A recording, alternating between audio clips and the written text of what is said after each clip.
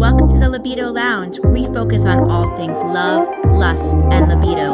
We believe that fabulous sex is important to health as exercise and good food.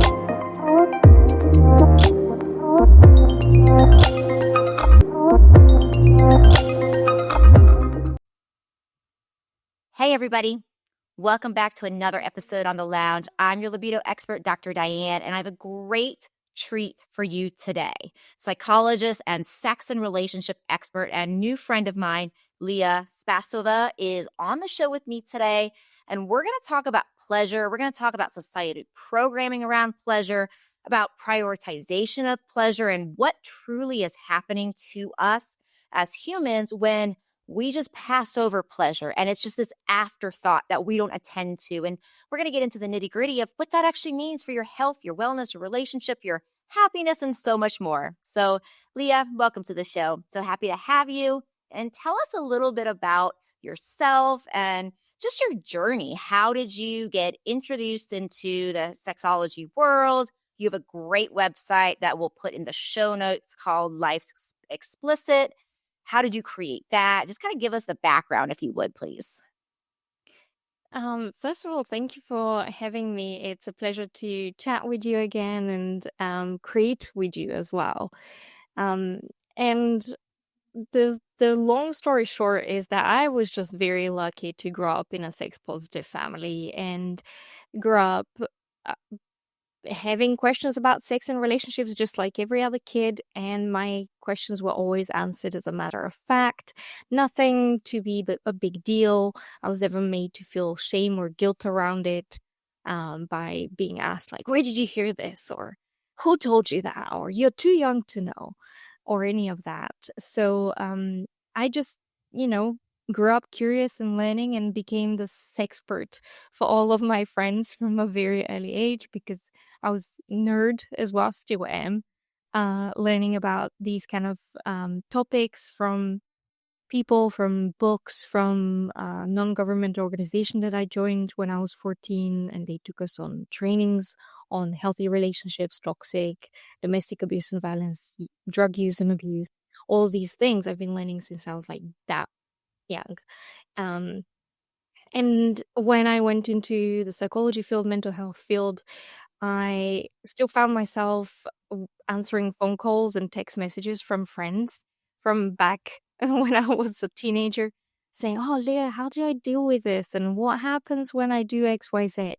All about sex and relationships. And at a crisis in my work, when I was working in mental health, which is atrocious in the UK, I just realized I needed to listen to myself and to the people around me, what I'm good at, and go into that. So I ended up going into sex and relationships and opening my private practice.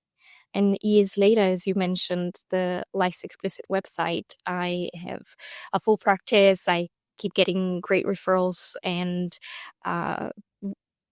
quite a lot of the time I have a wait list because people are so keen on working with me when they hear and see the results that I achieve. And I'm like, hey, there's such a need for us sex and relationship professionals. And I just want everybody to be able to access sex and relationship support.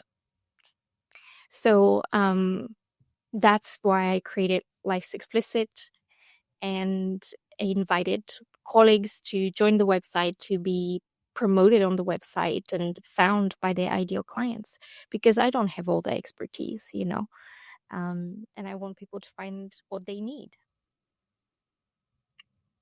Yeah, I love your story. It's like in many ways, this profession seemed like it just found you through your own interest and knowledge and just like the direction of you just learning about sexology and studying the art of sex and people asking you. So I love that. I love that it found you in many ways. And let's jump into our questions today. So my first question for you is something that we talked about briefly offline, which is censorship, right? And I imagine that you've experienced what I have in being a sexologist, is that there's a lot of censorship that happens even in just like promoting our work in the world, right? So there's so much censorship around what you can say on social media and what you can advertise online.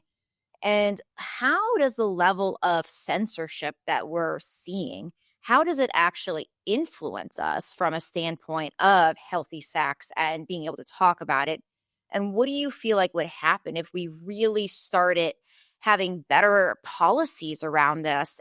So what would, like, say, future generations of women, of humans experience if we really took away some of this intense censorship that's going on? The censorship is brutal. I mean, I keep saying comedians have more freedom of speech to talk about getting laid and getting, sucked off or whatever, um, than we do when we open our mouth and start talking about healthy sex and relationships and how people can have them. We get banned, and people don't know about this. That's one of the reasons why I created Life Explicit, so that it's a censorship-free space where you can actually find resources by professionals. And when it comes to the future of it, the future is bleak, considering the world going far right and more polarized. I was just talking to another podcaster. She's a sex worker and a adult content creator. And I said to her, these companies, the world of consumerism does not profit when you're happy. They profit when you're insecure, when you're detached, when you're full of horrible feelings. That's when you're the best consumer. That's when you're going to buy this next thing that would make you feel better for like an hour or a night or whatever it is.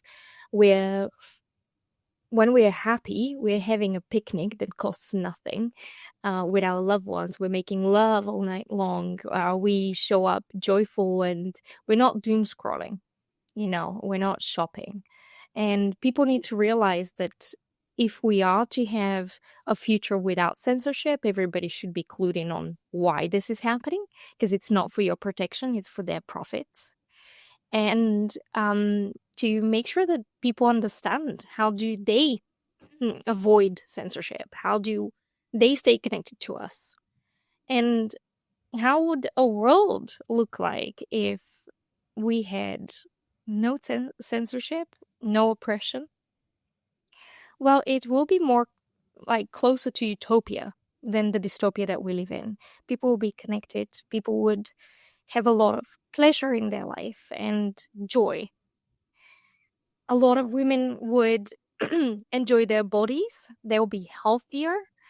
They will have a lot more sex, because in a society where we talk about sex and relationships, men and women are interested in pleasure rather than duty sex, and are actively pursuing connecting and having pleasure. Right now, it's just like, oh, let me just have a quickie and be done. I'm like, are you kidding me? Like, you can have a full night of pleasure. People's idea of sex is so limited. And I'm like, oh, it's like going to a buffet and staying in one corner of it and thinking Yeah, that's all the food there is. Well, it isn't. exactly. Look up. Yeah, I think that's where, people get bored so much and, with sex and just throw in the towel, and it becomes this, like you said, this like 3-minute experience, and everybody gets in their sexual script, and I do X, you do X, he does X, she does X, they do X, and like then it's over. Right? And it's just like, it's just this script that just gets repeated over and over and over again. And frankly, like, if like you're staying in the buffet, like you said, if you're in that one corner and all you eat is chicken salad, it can be really good chicken salad, but if you eat it and that's all you eat, I don't care how good it is, you're gonna get bored with it. So it's a really great analogy. And another thing you're making me think about as you're chatting is this like human tendency for moving either towards pleasure or away from pain as like motivation. And when you're talking about like consumerism and all that, like what I hear in a lot of your saying is like, oh yeah, we capitalize oftentimes around, most humans are more motivated around running away from their pain, around like getting out of pain, than the other motivating factor, which can be towards pleasure. So what do you think would happen in, in a society where we started really prioritizing pleasure, where we really like put it as a priority, where we say motivated ourselves, not just away from pain, because none of us want to suffer, of course, but if we really also added on top of that, that drive to pleasure and prioritize that, like how do you think like things would change for people, like relationships, health, just especially for women, like how would their lives potentially change if they reoriented this way? Mm.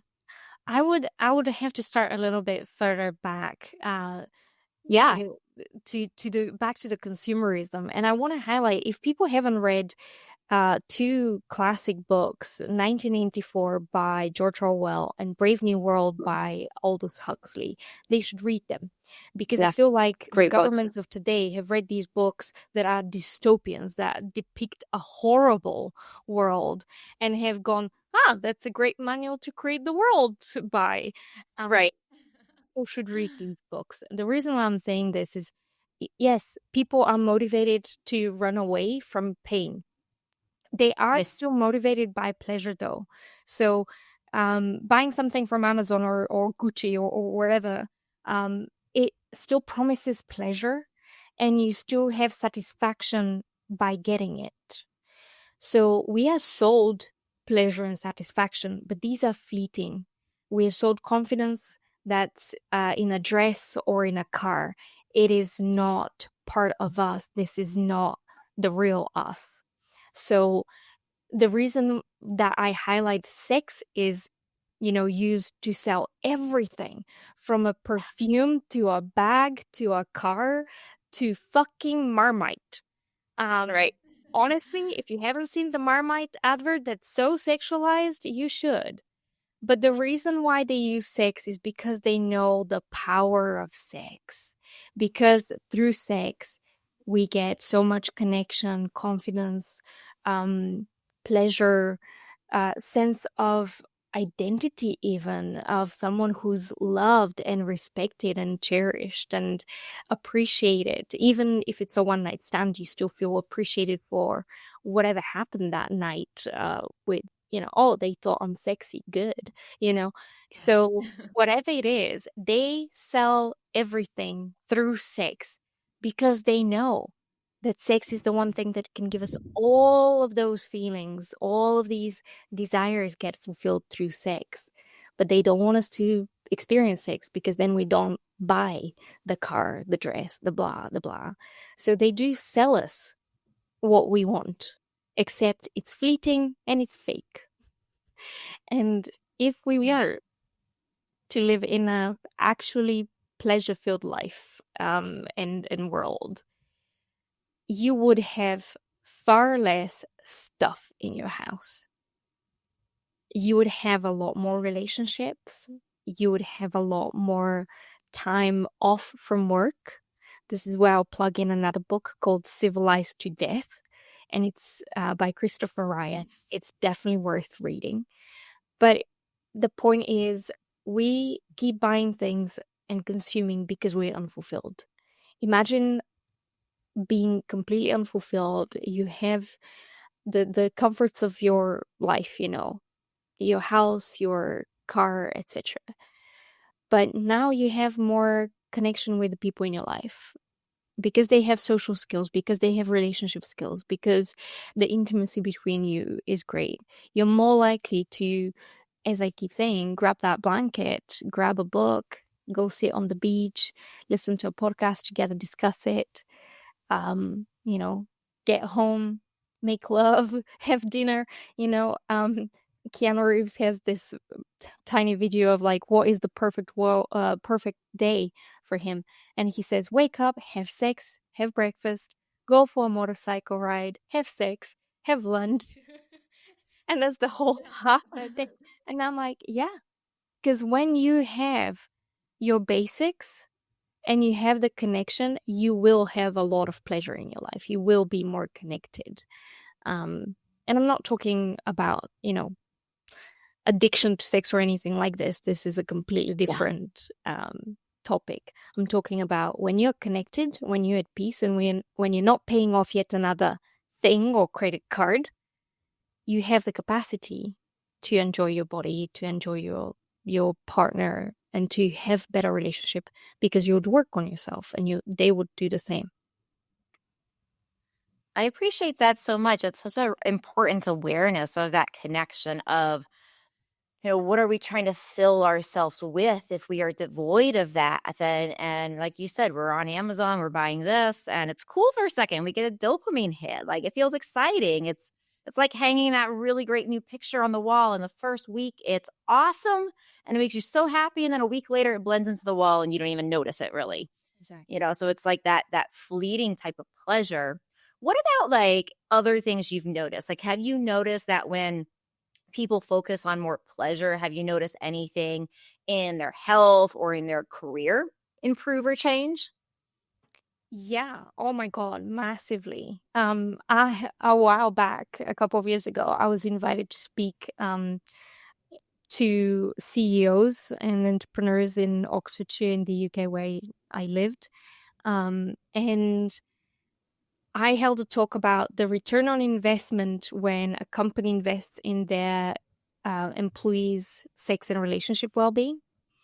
And I started with some rhetorical questions. I was like, have you ever had such an amazing connection and a sexual and intimate experience with someone that you felt like you can conquer the world, that you felt full of zest, full of, positive vibes and desire to just do stuff because you felt so capable and confident? And people are like nodding their heads, right? And I'm like, okay, Yeah.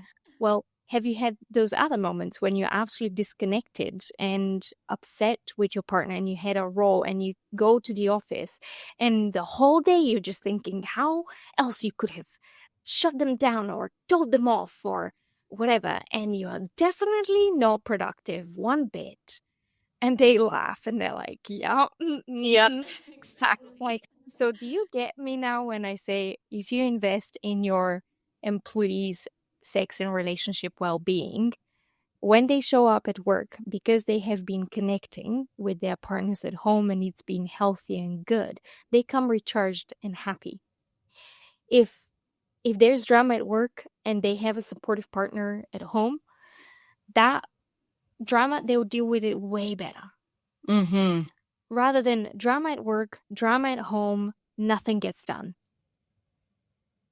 And I keep saying there's a lot of power in sexuality and being connected to yourself, serving yourself, being compassionate to yourself and allowing yourself that pleasure and being quite brutal even with who you let in your life.